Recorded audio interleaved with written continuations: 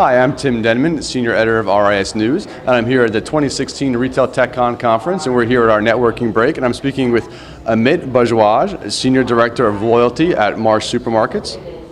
Hello. Yeah, and Amit just came off the stage, and you were talking a lot about all of the wonderful information we're able to gather now, and all this great insight that we have on customers. But how do you really use that without getting what people like to call the creepy factor?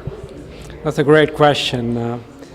The first thing you have to keep in mind is, who are you doing it for? Are you doing it for the retailer, or are you doing it for the shopper? As long as you're doing it for the shopper, you are in a good place, because you're trying to really help the shopper. And that takes the creepiness away. But if you're trying to do it and you're trying to not be transparent about it, to hide something from the shopper, or trying to take unfair advantage of some of the information she's provided you, then you are in that creepy area, and you don't want to be in that area. Now, how does Marsh specifically, use all that information you guys are connecting to kind of increase the customer experience and, of course, build loyalty? The first thing we do is we only collect information which we are absolutely sure we would like to use. We are very, very cautious about any personally identifiable information.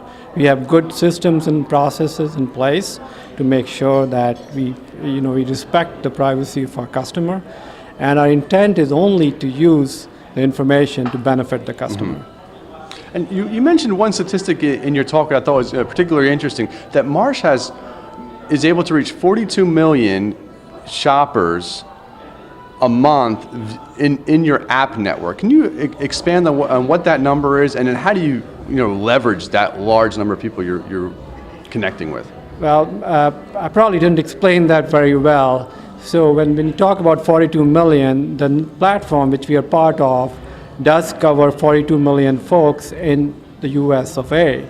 But the number of people who are living close to our stores are obviously a lot less. Sure. So to that extent, but what we are talking about here is that our app doesn't have the kind of scale to be able to talk to a lot of shoppers, and a platform gives us that advantage.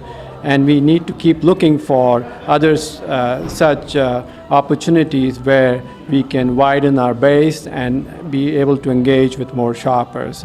We work with a company called In-Market, and we use their platform.